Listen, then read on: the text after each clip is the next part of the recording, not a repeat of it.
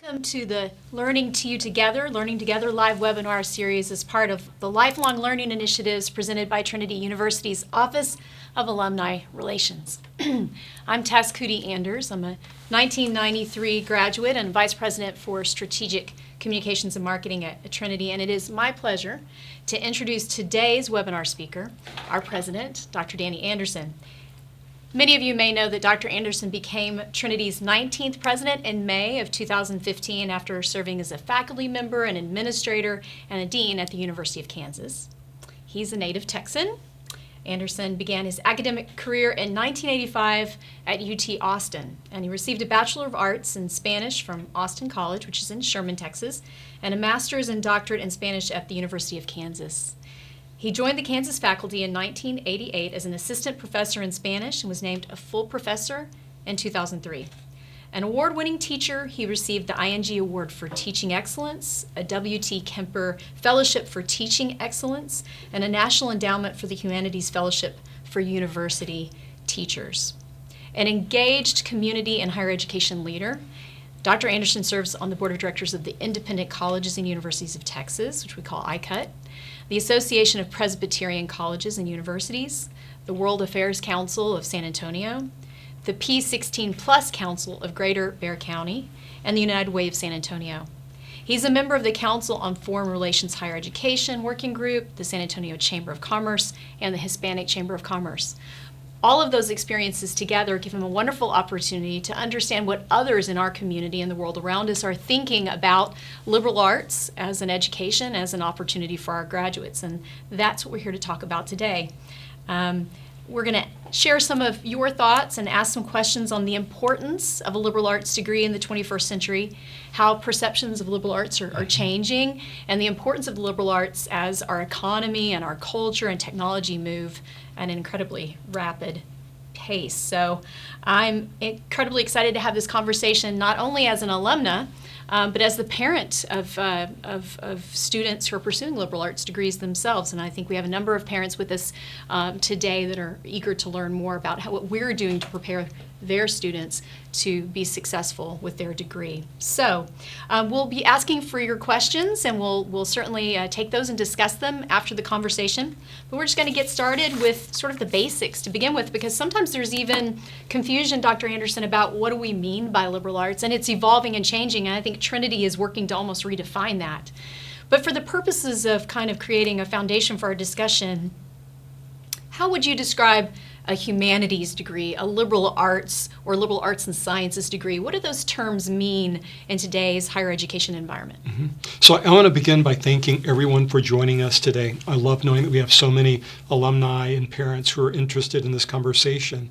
When I think about that question about what makes up liberal arts, and you leaped and added in the phrase humanities, I would say immediately that the thing that we ought to think about is, we can go back and give a historical answer saying this is the correct definition of liberal arts, but there's also the need to understand that the public may be using it in a different way, and that, we can't spend our time arguing that the public is wrong in the way that they're using it. But just to begin with, I would say the liberal arts, the word liberal is sometimes confused today, linking it to our political usage of liberal versus conservative. But that is the place where I would really encourage people to think about the bigger meaning of that word. If you think about a person who lives in fear, superstition, slavery, the idea of liberal is to liberate them from those factors so that that individual has the ability to make choices, to reason, and choose his or her course in life. So in that sense, it is an education to free a person to be able to shape his or her path in the world. When you think about the traditions that have grown around that style of education, one of the things that I find most interesting is that the original range of topics that included liberal arts would include what we call today mathematics or science. And so it actually is meant to be a very encompassing field when you think about everything that is there. I think today many people think about liberal arts and they're only thinking about the humanities or maybe some of the humanistic social sciences. And so I'd say the usage today in people's mind has narrowed, and that for some people, liberal arts may be synonymous with that very specific range of fields that we call humanities. I listened to that conversation, and I think when we are talking with families about what their students get from a Trinity experience or a Trinity education, the way that we view liberal arts and what a student experiences is an education designed for flexibility. It is an education that really looks at how do you prepare that individual to be prepared to adapt to a world that's going to require that they be flexible, that they change, that they will be able to do a variety of things of their lives. There are all kinds of things to talk about in terms of the ways that employers react to our graduates, the kind of success stories that are to change. But I'd say one of the hallmarks is that they're incredibly good communicators, problem solvers, team members, great at analyzing things. And so that is a really pragmatic way of thinking about what is an education that makes a person ready for a world that's changing quickly. Yeah, absolutely. I think that what has sort of been set up in pop culture conversation about this is this false dichotomy between liberal arts and STEM. And we can see this as universities. We look at the interests that our prospective students have and that they're sharing. They're very, very focused in STEM. But on sort of the back end of that conversation, what we hear from employers that come to our career fairs is what they're really excited about are students who have those abilities that you discussed, to think critically, to communicate effectively, to be problem solvers. And they'll readily tell us that being well prepared as an engineer or as a computer scientist is important, but having all those other skills that come from pursuing more liberal arts courses of study are what make them exceptional employees.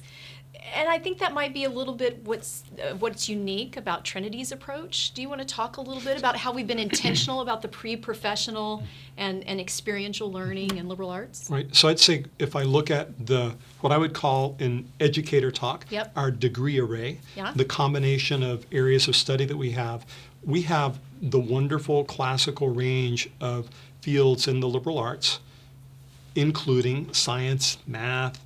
We also have engineering science. We also have a range of departments in business, and we have graduate program in education and healthcare administration.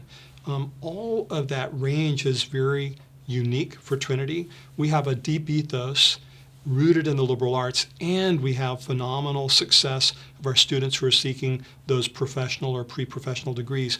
When we have people come on to visit and they are looking for accreditation, thinking about different aspects of our programs, the things that really stand out for them is that at most universities, the liberal arts may be a kind of prerequisite that you finish during your first year. Like a foundational curriculum. It's a foundation. And they're always surprised because they will say, well, you have all of these levels of professional education, and the liberal arts are a part of them at every stage. You have seniors who are still taking courses in the liberal arts, and that they are very integral to the way that individual views what they want to do in the world in their life.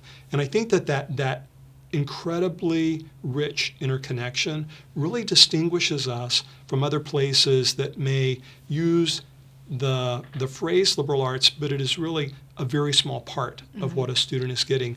If I look at, I'm just thinking about conversations I've had in the last 2 days.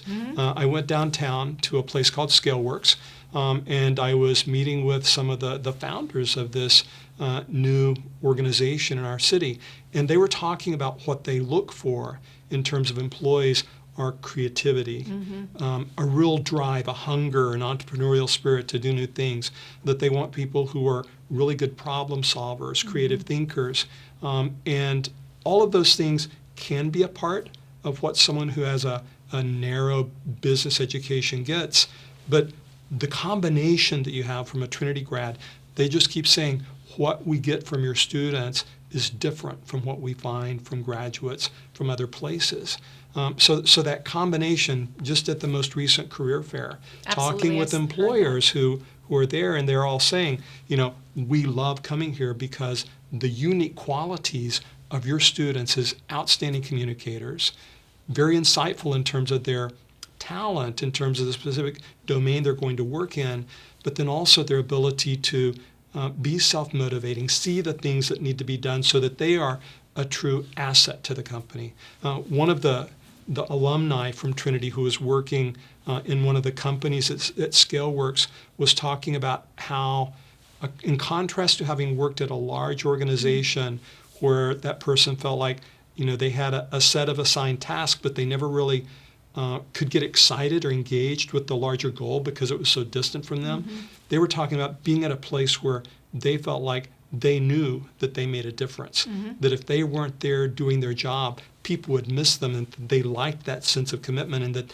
that is that quality of wanting to be one of the drivers of the organization that I hear about time and again from employers who work with our students. I think that's true. I also think that one of the things that, as we're redefining what liberal arts means as an organization, as a university for the 21st century, which is part of the vision, I might have you talk a little bit about how you mentioned the entrepreneurial spirit of our students. We've always had a very strong business department. I know when I was here and graduating, the accounting department, the business department was an incredibly strong program, and lots of students were recruited before they even graduated out of that program.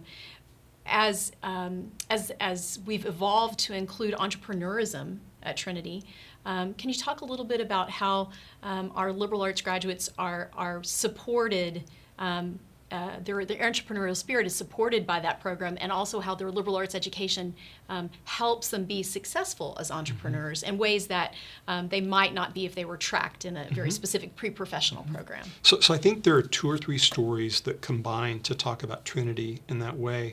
One of them would be, just to share a brag point, about 2 years ago, Forbes magazine did a ranking of universities in terms of the number of their graduates who are successful entrepreneurs. And they separated the large universities from the small. We're in the small. And they placed us in the top 10. And that means that what we're doing right now is not new, because they were looking at generations of graduates. And so I think there is something about Trinity that, whether it's in business or what we're now calling entrepreneurship, or our students who work in many of the fields in liberal arts, there has been something about the Trinity spirit that inspires people to be very confident, to go out and use their education, to feel like it's in my power to make a change, to do things. And so I think from all of our majors, we have people who have lived into that. And so I think today it's a very interesting time, because we're watching shifts in the way the world works. We're looking at, after the Great Recession, many people thinking that rather than looking at a large organization where you might work your entire life, there's both the reality. Retire with the gold watch doesn't exist as much does anymore. Not exist. Yeah. Many people are recognizing that they may need to be prepared for careers that are going to change a lot, and that the more that they have the ability to drive those changes, to meet their desires, their satisfactions, their goals, the greater sense of meaningfulness they're going to have out of their life. So I think we're in a specific historical moment that is calling upon young adults to think differently. And then it's interesting, when I look at young adults, each generation have a unique characteristic. This generation of students, they love being able to learn by doing. They like seeing the relevance of what they're doing and being able to push a project and own what is going to happen. Going back to the Trinity spirit, what we're doing in our entrepreneurship program, one of the things that we take pride in as a small school is that if you are interested in testing anything from the very start, we want to make it possible for you. Our entrepreneurship program is relatively new. But if you are a student and you don't even have to declare it an entrepreneurship minor, you could be part of a group forming a team to create a pitch in the springtime for money to start developing a business idea. So we have this incredible confluence of these different factors that are generating real excitement and energy among our students about, from a very early point, thinking, what do I want to create? What do I want to do? What do I want to have an impact on? And we're providing the structure to really guide them to get much more out of that kind of an impulse through their education here at Trinity. So it's a very exciting moment. Yesterday, to go back, I guess the things that you've just had are foremost in your mind, but I was sitting at a table with 6 alumni who had all graduated between 2013, 2017. They had great jobs in tech startups, variety of fields that they had studied here at Trinity, and they were all excited because they felt like, I come to work and I make a difference. Right. That's also important to this generation. Yes. Because there needs to be a social purpose and a meaning to what we do. Absolutely. And, I think that you raise a good point, and that is that while we may talk about redefining the liberal arts for the 21st century, and there may be new scrutiny or discussion about the liberal arts at Trinity, this idea that there's a confluence of the pre-professional and the liberal arts has really always been part of what we do here. I mean, I can even reflect on my time here and think about, I may have been a communications major, but I also spent a lot of time taking classes from Richard Butler or from Dr. Van Indy in the business department, so economics, business, marketing. All those opportunities were made available to me, not just as a freshman or first year or second year, but my third, fourth year at Trinity. And I drew upon those along with 2 other Trinity alum in starting a small business. And those classes were as important and influential as anything that I learned in my degree plan. So I think that that's a tradition we've always had. We're at the right moment in time, though, for that tradition at Trinity to be needed and to be important. And we'll talk a little bit about this. There's a lot of discussion now about the need to really bring context to coding, for example, or ethics to algorithms. We're moving into an economy and a social structure, a culture that's being driven more and more by AI and deep learning. And that does cause people to say, oh gosh, I really need to look at STEM. I need to pursue STEM. I need to be involved in that. Is that more valuable than these other things? But we are hearing from employers and from philosophers and from leaders, civic leaders, that we need those thinkers who bring the context to the coding, the ethics to the algorithm. And that, to be quite frank, the best ideas for those new businesses that will use technology often come from liberal arts majors who are able to see the needs and see the business opportunity, if not be the one who does the coding. Is that what you're hearing out there? And what do you think about that and how we're preparing our students, as you said, to be prepared for a rapidly changing economy that may ask them to zig and zag in their career multiple times? So two points that really stand out for me, and there is a book by a writer named Jeff Salingo, and it is called There Is Life After College. Yeah. And it's a kind of guidebook about how to get the most out of your college years. And there's one spot in there where he emphasizes what he calls the T-shaped professional. And this is a concept that is not original to him. Many people have used this, but he's very good at describing the idea that what the world needs is people who are educated in breadth, which is the top of that T, but then there may be an area where they have deep, specific knowledge, here, a specialist. But a broad array of understanding. Absolutely. And so I think the dilemma is we live in a world where we have spent decades thinking about specialists. And when you think about, well, if I major in X, I'm going to get a job being an Xist in my field, or I get a major in Y, I will be a Yist in my career. We really need people who graduate from college who have great sense of quality as generalists with an area where they may have a real depth of knowledge. And it's interesting that area where there's depth of knowledge may not be the exact thing that they will end up doing in their professional life. That's true for so many people. That is the way that it happens for most people. So that sense of what we're doing in terms of opportunities in liberal arts, opportunities in professional fields, depth in an area, is preparing students who can go out and be ready to change, evolve, that sense of lifelong learning, the ability to know how to keep learning, which is crucial as the world changes quickly around us. The other side of it is that I think what we have at Trinity matches perfectly with the kind of article that came out in the Wall Street Journal just a couple of days ago on the 20th of February, Tuesday. The president of Northeastern University, Joseph Aoun, was talking about how do you think about making a person robot-proof if they're looking at their education. And I really like the way that he talked about 3 skills that he'd recommend. One would be technological literacy. And I'd say it's the kind of advice that we gave our kids, our young adults as they were going to college, that you may want to have a certain major that satisfies a kind of passion you have, but if you can link that to a deep technological skill, that combination is going to give you a great entry into the world of work. An example would be we have many students who take courses in GIS, Geospatial Information Systems, in our geosciences department, but they may use that for something other than geosciences. Our urban studies program uses that kind of mapping technological literacy to really think about how could you describe life in a city and ways to think about making it better through policy. The second thing that Owen talks about is human literacy, that skill to be very insightful about what it takes to work with human beings. Your emotional intelligence. The emotional intelligence, the ability to think about how human beings are persuaded, how motivated. They organize themselves. Yeah. Exactly, that sense of creativity. And the third thing that he talked about was data literacy, that we live in a world where we are absorbing all kind of data faster than before, and to have the skills to know how to sort and use that well. My own background is as a Spanish major. I'm a literary scholar. I also took a lot of econ and chemistry classes. And the ways that I feel very comfortable as a humanist, but using a lot of quantitative skills that I learned from the breadth of my undergraduate background, that is essential to everything that I do.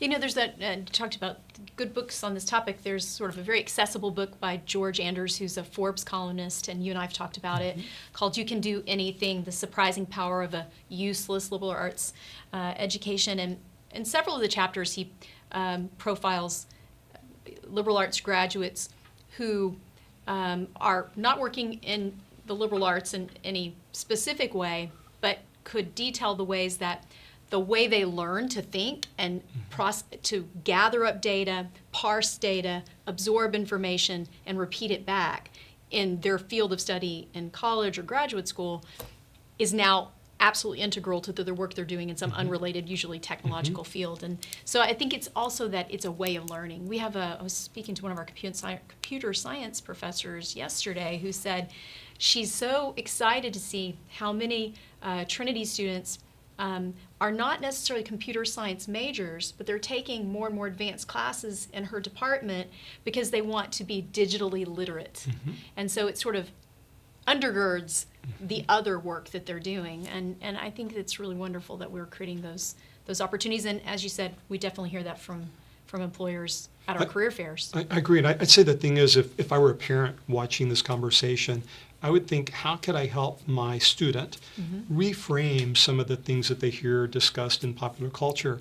A lot of what we're talking about is, why is there anxiety? Yeah. How has the world of work changed? How do you help a student as they're getting ready? And how are we doing things to help them get ready so that they're really understanding there are many opportunities, and that the expectations from 20 or 30 years really need to be reset looking at the incredible opportunities that we have today. And so that's why when we have career fairs or we're working to create new internships, opportunities, our students have so many skills and so many talents.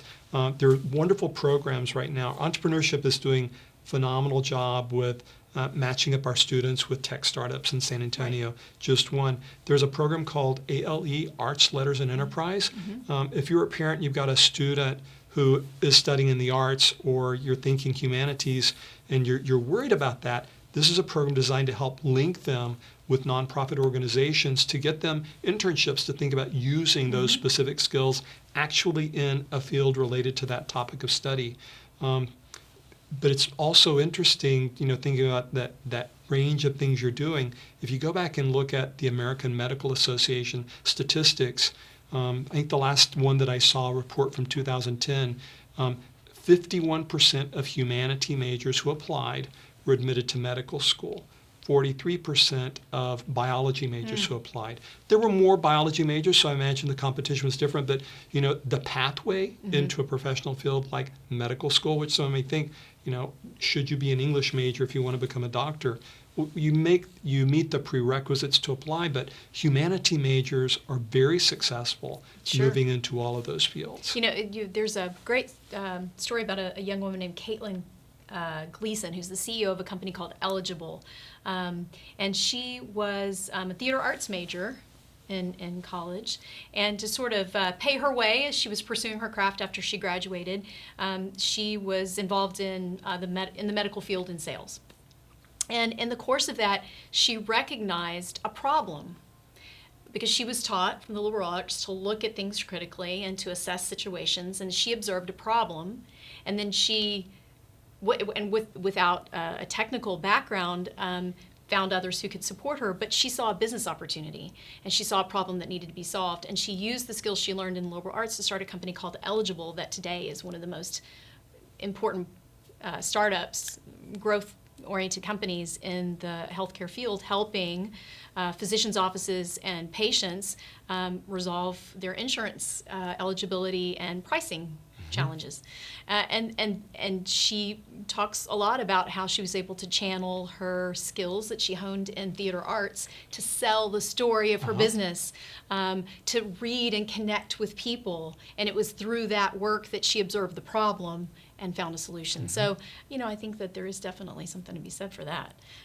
We see that a lot in our own graduates. So it's I think exciting that the times. challenge is we have so many graduates with wonderful stories, remembering all of them and connecting them. But it's just like every time I'm out meeting someone and learning the unpredictable pathway that they have chosen for their journey in life. And it's just exciting. No, it is. It really is. And we've spent a lot of time talking about liberal arts majors that might find applications or career opportunities in technology, but the reverse is also true. For those who pursue either an academic path or something more traditional in social fields, that digital literacy that you described and the data literacy also helps them achieve and perform. So I think that as a parent of 3 kids, 2 of them in college, 2 pursuing liberal arts degrees, one of the questions you can't help but to ask yourself quietly is, will they have a job when they graduate? And will they be able to support themselves? I'll admit that my first year out of college, I was a print journalist, and I was paid less than it cost for me to attend college for a year. Readily admit that. But the path that I went on took me to a very different place economically over a very short amount of time. And so while I was very jealous of my friends in the accounting department that had really great starting salaries, we caught up with each other very quickly. But nevertheless, you have those anxieties a little bit as a parent for your student graduating. Any thoughts, or you want to talk a little bit about sort of that pathway for a liberal arts graduate and the difference in the wage gap and how that closes over time and what they can do to put themselves in the best position to make those leaps? So I think the key thing to remember, the story behind the information there, is that your starting salary is not likely the predictor of what your final salary in life is going to be. And your starting job today, in an era in which most people change their jobs many times, is not likely the last place you're going to be working. And it's very interesting. The more specialized the knowledge required for the entry-level job, the trend is that the salaries tend to plateau sooner. But for fields where the knowledge level is not as specific for the entry, as you gain experience, and in many cases people will get additional degrees, certifications as part of their work experience, they tend to have a much higher and a much longer arc of continuing to increase, so that by the time they reach midlife, they are doing as well, if not better, in many cases, than peers that come from a very focused technical field. So I think that understanding the bigger picture, thinking beyond your first job and your first salary is really important. I really like, there's a book that is out right now called Designing Your Life. And it gives you advice about thinking not in terms of moving from one single point to another one and that's your career, but to step back while you're in college and imagine that there are 2 or 3 or 4 different ways that you could have a very meaningful, satisfying life, and to become more analytical about the steps involved in getting there. thinking more about the long game rather than the first job can really set you up for much greater success. I heard stories yesterday of people who felt immense pressure to accept the first job, and they really, really were not happy. Yeah. And that person had the confidence to use that dissatisfaction to move into jobs that became much more satisfying. But the thing that had been learned in retrospect was the pressure to focus only on the first job really created a lot of unnecessary anxiety, and that thinking more about series of steps toward a true goal gave much more confidence about the future. Yeah, that I always tell my kids, way leads to way, and so you have to be in the moment of where you are and take everything you can from it, but always be looking for that next jumping off point. I think that's true.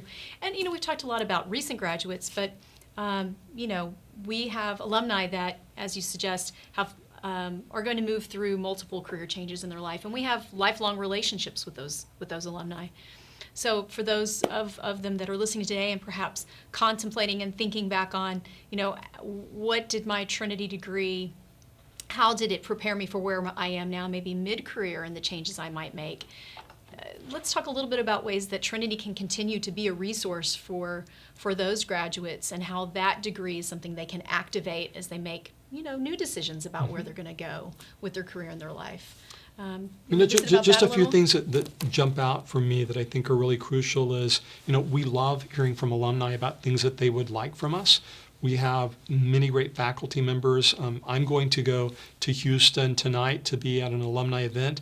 We're going to recognize one of our distinguished alumni award recipients, but we often will send a faculty member out, or we're starting to organize workshops where we're trying to take knowledge that we have to think about how do you help our alumni stay current, engaged, knowing more about things that people want. Yesterday, it was a kind of focus group where we learned 3 or 4 things that our recent alumni want from us that we're getting ready to deliver. So that kind of communication with us is really important.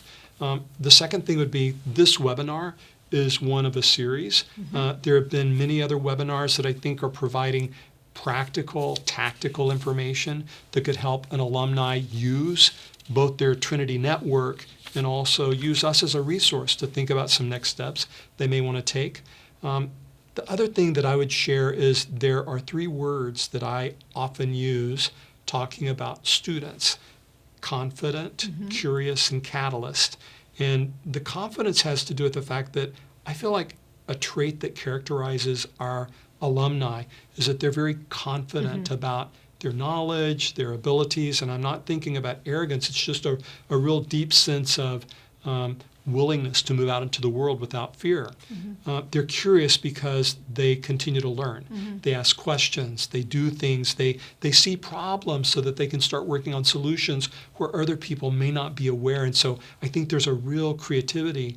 And then another thing is the catalyst. I think our alumni feel that they are called to step forward and say, I want to do something, let's make a change. Drawing upon that sense of tradition, recognizing it, being willing to act on it, I think is really crucial. And it's been interesting, the book that I mentioned, Designing Your Life, I have talked with many alumni who are 20 or 30 years out, who are thinking that that is a wonderful map for a process to think about how do you bring about change? How do you open yourself up to realize I can do things that are very different, and I have the confidence, the creativity, and that ability to be a catalyst. And that sort of pedagogical, or that academic foundation that you can draw on to do that. I think the other thing that's unique for us is that when we talk about lifelong relationships, it's not just with the university as an entity, but with our faculty that we may have had 25 years ago in a class that you can still feel confident reaching out to today and saying, I'd like to, I want to talk a little bit more about where these things are now for me, and learn, and you can do that on a one-to-one basis with our faculty that are still here, or they'll introduce you to somebody else, and I really love that about Trinity. I think and the other thing that network not only with faculty but with alumni peers, with each other for sure. We're about to launch within this year a new app that is going to help it easier for alumni to update us, but also to find each other in different places. I have heard stories every city that I visited about someone arriving, a little bit awkward, but just reaching out to the Trinity network in that city and instantly finding welcome. I found out about all kinds of jobs that people have because it was through a connection. That network is very prestigious and very useful for helping people move forward. And I think that's because you can say sort of a universal truth about Trinity graduates is what you described at the beginning of this conversation, that if a peer from Trinity reaches out to you, you can feel confident that this is someone who will be confident, curious, and catalytic, that they will be able to communicate well, that they'll be engaged in the world around them. And so there's a certain confidence in knowing that this person who's reached out to me is sort of a peer I'd want to have. Absolutely. in a career, in a workplace environment, or you can feel confident referring them, right? And we're doing that work in communications now, where we're trying to kind of uncover what's the core, what's the brand, what's the thing. And it is really interesting to me that regardless of the generation of graduation, descriptions of our graduates tend to revolve around that they're pragmatic, that they were goal-driven, that they were focused, that they used those to develop really strong communications and problem-solving skills. And it doesn't matter if we're talking about Trinity graduates from the 60s or this past year. And it's interesting whether we tend to attract that type of person or the environment and the culture tends to grow up people that already have a predisposition in that direction. But there's something about Trinity and our approach to the liberal arts that I think enhances that. Would you agree? I agree with that completely. The one element I would add is that every time I think about what really distinguishes us, I am so proud of our faculty. Well, it's because of the faculty that incredible. Exists. Yeah. And in every discipline, we go through a conversation, we talk about humanities or STEM or business. In my mind, I think about all of the fields that have not been mentioned specifically. Sure. And in every one of them, I know a story of an alum who said, I had a life-changing conversation or a classroom experience or a mentoring session where that person helped me reach a new level of clarity, and that they've kept up with me, they have done things. The style of the way those faculty members do that varies as many as there are on our campus, but it is always the depth of that meaningful connection. And I go back and think about some of the work that's been done by Gallup, and they've looked at what leads to a truly meaningful life. Yeah. How do you measure your well-being later in life? That's absolutely right. And there are ways that you could look at education and think about your starting salary as being a measure of well-being. That typically is not an effective proxy for how satisfied with life a person is over the course of their life. It's more of a dissatisfier than it is an enhancement to your well-being. And the thing that you find is that students who, as young adults, had a meaningful, deep relationship with an adult who helped them as a kind of guide, that really opens them up in a new way to think about their future, and that individuals who can resonate and identify and talk about that also in studies tend to report 2 or 3 decades later that they have found a way that makes them much more satisfied. I think that's so important, the point that if we were only to measure the success of our graduates or of a liberal arts education in economic terms, that would be far too narrow. That same study from Gallup also talks about that individuals who, while in school, were engaged in a long-term project or initiative outside of class, what we are calling experiential learning now, also demonstrate decades later a greater degree of connection to their university, but also of a greater sense of well-being. Talk a little bit about what we're doing with experiential learning to prepare people, whether you're a sociology major, a history major, an English major, or a computer. I mean, this is kind of a universal approach at Trinity. So I'd say right now, if you think broadly in the United States, and we look at the generation of millennials, of young adults, they learn best by doing. I often will use the phrase, you want to get your hands dirty, get in there and do the thing that you're studying. That is a model that I think for a long time we've associated with the natural sciences, working in a laboratory. Not as many people may be aware, but it's also very common in geosciences, geological field trips, the kind of studies that happen there. Faculty at Trinity became aware of how that was working in those fields, and they very intentionally said, how can we create a broader range of opportunities? And so if you look at our strategic plan and then opportunities that have emerged from that, we created a new Center for Experiential Learning and Career Success. So it's directly linked to think about how do some of those experiences feed into career opportunities. Probably the easiest one to label is internships, and so we've dramatically increased the number of internships that we have. But there are many things besides internships that are experiential. Summer research. We have many students on our campus working with faculty, doing independent work. They don't see themselves as passive absorbers of the ideas created by others, but they are creating and discovering new knowledge. They are developing theories themselves. They are setting the agenda for how their fields could be practiced in the future. And that's what experiential learning is about, is making the student be empowered to be the creator of the knowledge for the future of their field. I think that also helps to answer, at one time there was some criticism you would see in sort of popular media from employers that, well, you can get a college degree and then I'm just going to have to retrain or teach that graduate how to work, right? And so I think that work and the interest of our students and faculty in having that work happen while they're an undergraduate is a defining characteristic of the experience at Trinity, because what we also heard from employers at career fairs, correct me if I'm wrong, is that they're stepping in with this portfolio of experiences, whether it's research or internships, that demonstrate that they're prepared. They can start working that day. They can start contributing the day they start. You may learn some nuances of that unique environment or that field, but they're ready to go to work, right? And I think that that's an interesting, again, the confluence of the liberal arts and the pre-professional and career prep is something that it's important for us as parents to encourage our kids to seek out at Trinity. Absolutely. I think that would be essential for the future. Right now I think about my own adult children now and watch what they've done, and think if they were in school today, what would be advising them?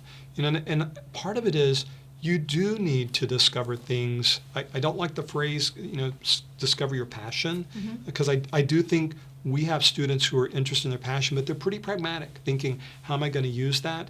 But to remember that how you use it is broadly defined, and that there is incredible usefulness in all of the disciplines that we have.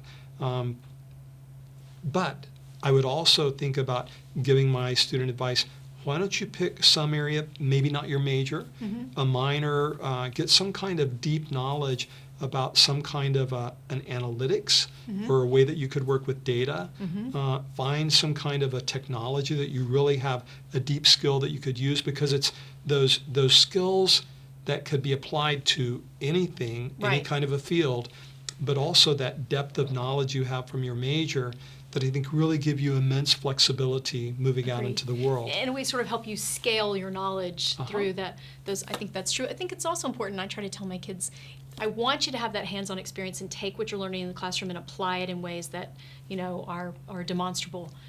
But there is something to this idea that in this 4 years, this is a time when you have this sort of buffet of knowledge that you can visit again and again, and that you can take risks. You can take intellectual risks, you can take those experiential risks, and you can fail and fail quickly and get right back up and keep going.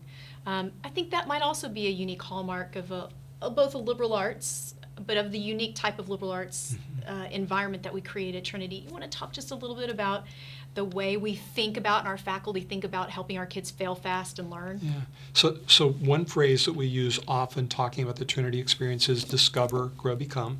From the very first semester, we encourage you to think as a student, you can test, try, explore anything we have. That discovery is really important.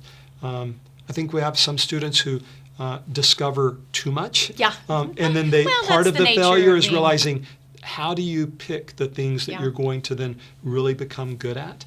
But that experience of knowing that testing and deciding, okay, that didn't work, I'm going to try something else, is part of building that confidence so that you go on and do many more things in the future. It's also realizing that the activity that you did is not your deep inherent identity. It's not who you are. So that you're become insulated from whether that project worked or didn't work, whether the hypothesis, was disproven, whatever, you have a greater sense of confidence as a creator able to work in multiple scenarios like that. Absolutely. And when you fail and realize I didn't immediately self-destruct or self-incinerate, I lived. Yes. It was okay, Uh-huh. and we can keep going. I think that's an important thing for our kids to learn. Also, because our kids feel like they need to, I think our children now and students sometimes feel like they need to have it all figured out already. Mm-hmm. And this is a time at Trinity, particularly with the residential campus, where we're sort of surrounded each other with opportunities to test the waters. This is an opportunity to figure it out and not have to have it all figured out already. Right.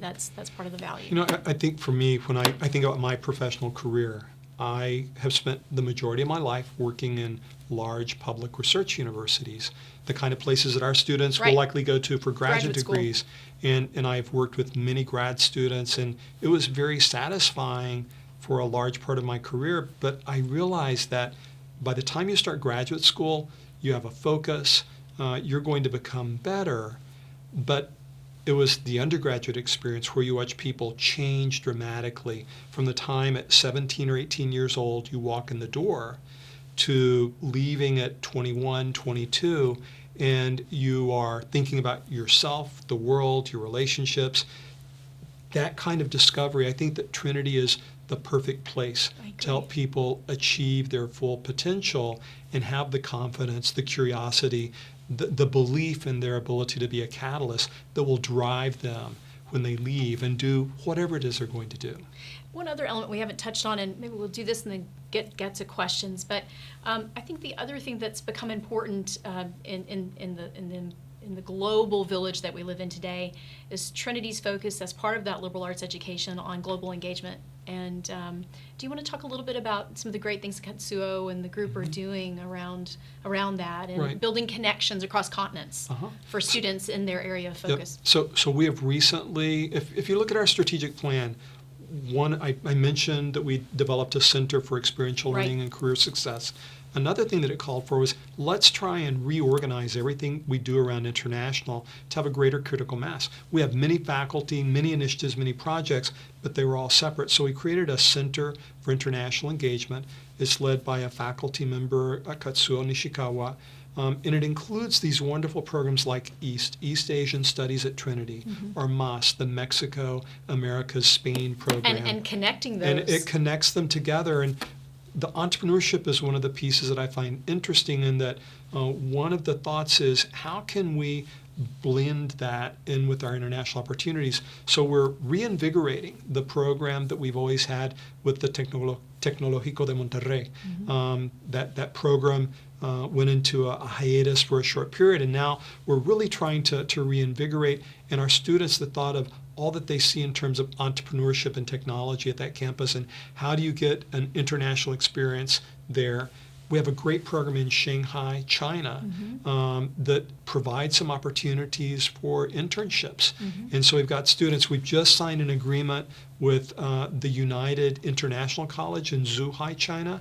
It is one of the unique residential campus liberal arts colleges in China, and it's in a unique ecological zone, and so it's a great place for our students to think about doing independent research in China. Hands-on. And we've also expanded our study abroad program in Madrid, and we've had a great tradition there of having internships that our students can do. Yesterday, when I was at ScaleWorks, I heard a student talk about how exciting it was to have an internship years ago in Madrid, realized that first his Spanish wasn't as good as he thought, and that he needed to really get it better. Just because I'm from San Antonio doesn't mean that I am. But he was really excited because he said, I now have a world of comparison about what is the world of work and expectations in Spain compared to what it is in the United States, and he has a much richer palette for thinking about the kind of colors that could be used to describe that. Understanding human capital and the human piece of the work. So no, I think that is important. One thing, I talked earlier about the way that if you're thinking about the world of AI, how do you think about the kind of education you get from Trinity and the advantages it's had? And I talked about data literacy, technological literacy, combined with the human literacy you get from our approach. I would also encourage parents to encourage their students to Yeah. think about studying abroad and at least being able to speak a second language. That we live in a world that is so small and It is. interconnected. The kind of advantages you have if you can be a person who crosses cultural boundaries really increases your value to It an does. organization. Creates more opportunity. And when you bring it home, you can suddenly realize that a lot of what we think of as conflict in our own immediate world has to do with the fact that we're a series of microcultures and that we're always spending our lives bridging different ways of thinking about and viewing the world. And that if you can be effective at bringing those differences together, you can really be a unifying force and have a great influence in an organization. Start to learn that we have so much more in common as humans than we have different. Because of Absolutely. cultural- Yeah, so it's true. Well, we have a few questions, so maybe we'll go ahead and take some of those. If you have any other questions, please send them in, and we'll get to those as we can. We had a couple come in early, and so it's okay, we'll start with those. We have a mom who's asking a really great question, Terry Mayfield Cowan. She has a son who's a sophomore at Trinity, and she definitely understands the value of the great faculty, the smaller class sizes, and the encouragement to branch out on class selections. But having attended a smaller state university myself, we also were required to take courses in disciplines other than our majors and a number of elective courses. Please discuss the differences in approach in today's college education in a liberal arts school such as Trinity versus maybe a traditional state school, and how those hiring in the workforce perceive the differences and benefits of the liberal arts path. I think this goes to some of what we talked about early on. Yep. I think one of the things that I would encourage parents to look at or consider right now, we have what's called the Pathways curriculum. Trinity went through a process of moving from what was called the Common Curriculum, which had categories, and you would have a menu of choices for each back in my category. And that actually is the approach that at both private and state universities It's was what we're used. more used to seeing, I think, Yep. yeah. But I would say across the U.S., many schools are moving away from that because with today's students, we're finding that the forcing them into categories when they don't understand the logic actually leads to more failure than success, and it builds up resistances. So when you reshape a curriculum, some of the things that we have done is we placed a greater emphasis on interdisciplinarity. From their very start in their first year experience, they have a wide exposure to a variety of disciplines addressing a single area or topic. And we think that that sets a good model for the kind of choices they can make as they move into the rest of their curriculum. When they move along, there are some, what you might call generically distribution requirements. There simply aren't as many.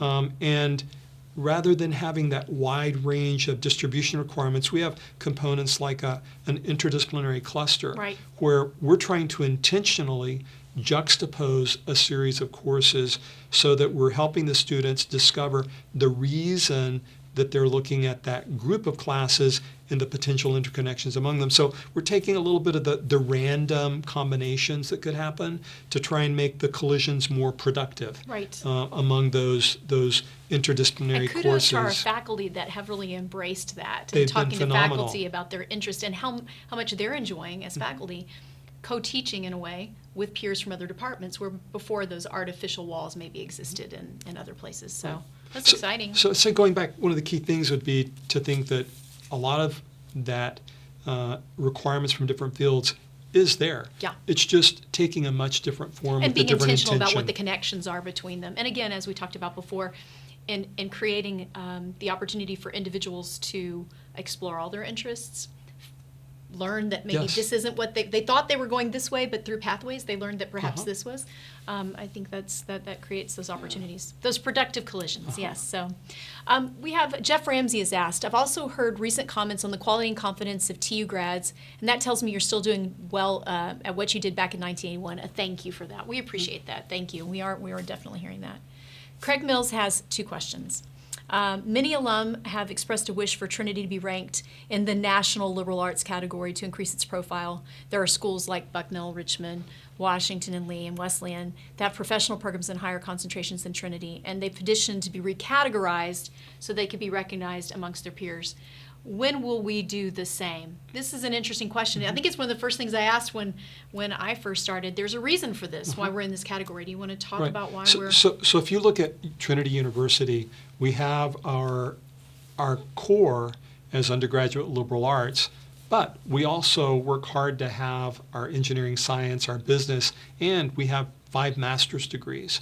I know that some of those schools there also have some graduate degrees, so I think that the thing that is interesting is that the categories aren't absolutely rigid.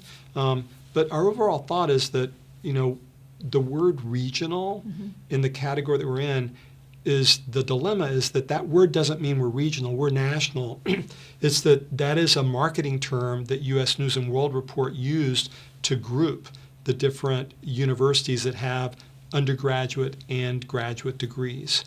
We do some comparisons looking at some of the other schools, looking at how many graduate degrees do they have, how many students are completing them, would that be better for us? We think overall it would actually result in a loss of stature for Trinity to move into that simply to fit into a marketing category used by U.S. News and World Report. And it's a little bit artificial in the sense that it's their definitions, it is, which sometimes are different from our perception as the consumer of that news information about what those definitions are, too. Correct. And the other thing that we learned is that today's families put less and less emphasis on that one ranking system. I think, anytime you come out well in a ranking, you're going to talk about its benefits. We've been on the top, and when you don't like it, you'll complain. The interesting thing is looking at a ranking like the Wall Street Journal, where they rank all universities, regardless of size or degree array, by a different algorithm that they use. And to think about the 4,000 universities in the U.S. and that we come out, really high in that top 100 best universities. Focus on the quality of our faculty. I mean, there are a number of those that you could look at. I think it's really interesting. You and I have had some conversations about this. Is Gallup starting to move into measuring student well-being, and the shift maybe to not just looking at sort of lagging indicators of a university success, but looking at in what ways does a university contribute to the long-term sense of well-being and happiness that its graduates have. Might be a more human way of measuring and making choices about higher education. I'll be interested to see how that evolves over time too. So we have, let's see, there's a second part to that question. Craig also asked, how does TU promote liberal arts to 17-year-olds who get confusing messages about liberal arts? So I'd say one thing, right now with the thinking that I'm talking with alumni who are familiar with the phrase liberal arts, and I'm talking with parents who, with their children at Trinity, are thinking about that phrase. We've used that to frame the whole conversation. We don't necessarily use liberal arts as the messages when we're talking with undergraduate students. Students are actually more interested in knowing how many students will be in my classes. Right. How much access will I have to my professors and faculty? Will I be able to participate in activities outside classes? What are they? They want to know, from my first year, will I be able to work in that lab, or do I have to wait till I'm a senior? Actually talking about the reality of the experience, focusing on the pragmatic benefits of the kind of personalized education with a challenging curriculum, with the benefits of we have the resources of a large university, but the spirit of a small campus. That's a great way to describe All of those things really help students think about, why would I pick Trinity rather than a large state university? And that using a phrase like liberal arts, every study shows that is not a tag phrase that resonates with students. It's not the motivator. If you have families that are thinking, I want to go to a small liberal arts college, they already know I'm picking Trinity because of size, quality, the strength of liberal arts. But that you're going to be spending your time missing opportunities to help people understand Trinity, trying to re-educate them about the meaning of liberal arts if you insist on using that as your recruitment explanation. I do think that our young people, as they explore, they are asking lots of questions about our STEM type programs, and I think that the university's doing a great job of answering those questions and describing the great programs we have, but also describing all those other things you mentioned. And so that maybe you begin with a STEM pursuit, perhaps you might be interested in following another course of study, and that's the wonderful thing about a school like ours. Without saying a liberal arts university, you have those opportunities, those jumping off points, and you're not sort of, I've made a decision and I've locked into Correct. it. And I think that's another way, Craig, that we talk to prospective students about Trinity is maybe not using the term liberal arts, but the range of opportunities so that you can try things, fail fast, move on, and find the thing that is going to be your passion. Yep. And Craig, one special thank you and shout out. I saw on social media the handwritten notes to recently admitted students that you were writing.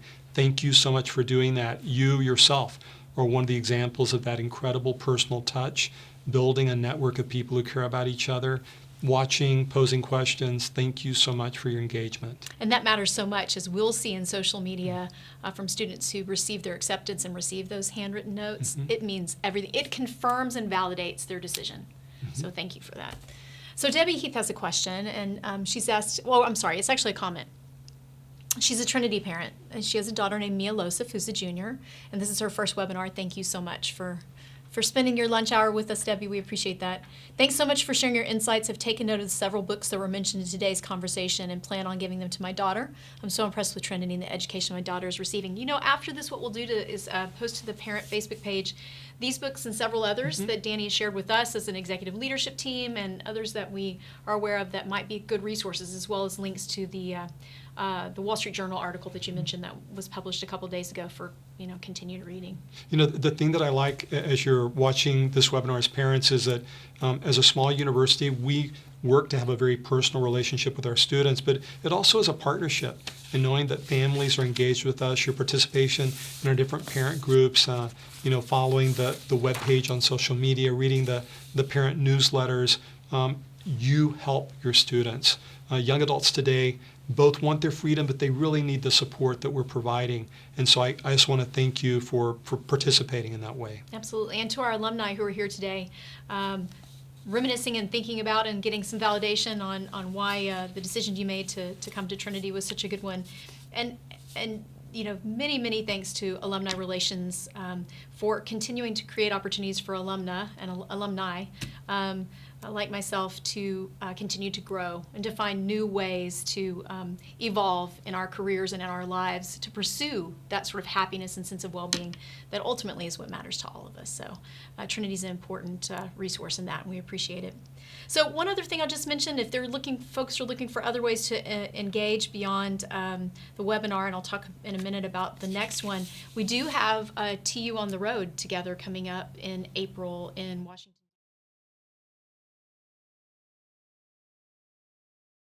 You're looking for an excuse to get to DC in the spring, which is beautiful with the cherry blossoms. There'll be some really interesting and compelling conversations with faculty and staff that are taking place. I would say, just if you haven't thought about this, often there would be an event in a city and people think that is just for that local chapter. That's right. We're really trying to change that mold and think about a national event that will be in different cities. We hosted the first one in Houston last year, and we're looking for alumni from all over the country to join us in Washington, D.C. to recreate for a day that sense of community and camaraderie that you associate with Trinity alumni who are very curious, they're confident, and we will have great conversation. It is great to catch up with people and to see faculty that you haven't seen in a long time. I went to the TU on the Road in Houston and got a chance to see Dr. Lesh for the first time in a really long time, and it was just amazing how you're right back there, right? And that flicker, that flame, that hunger for learning that gets reignited when you're back in that environment, even if it's outside of the Trinity campus, was enthralling, quite honestly. It was a great experience, so I'm sure people will enjoy it. But we have more of these as well, more webinars, so we thank you so much for joining us today. Any last thoughts on the great work we're doing and why a liberal arts degree is important in the 21st century? I really do love everyone's participation. I just say, some of the kind of things that I think about is a liberal arts education is an education for everyday life. We are both talking about how we get students ready for the careers they will lead, but we're trying to enhance and enrich the quality of how they will move into every aspect of their life in the future. And being a person who received this kind of education myself, I am often amazed at the things that I remember and how it shapes my thinking as I move forward. And I love the stories that I hear from all of you as alumni about how it has changed your life. So thank you for watching. Thank you for helping us keep this tradition strong. We think that it is very important in our world to have individuals who can go out with the kind of spirit and knowledge, creativity, problem solving to really help make our world better. Yeah, I think we're all counting on it. Again, the ethics and the algorithms and the deep thinking and the deep machine learning will be really important. Yes. So we're going to keep this learning going, though. Our next webinar is scheduled for March 21st, again at noon, and it'll feature our professor Amir Casey from the Department of Healthcare Administration here at Trinity University.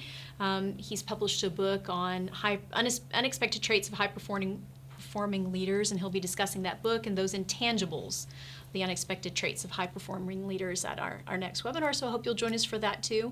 In the meantime, we wish you all well. Thank you very much. Thank you very much. Appreciate it.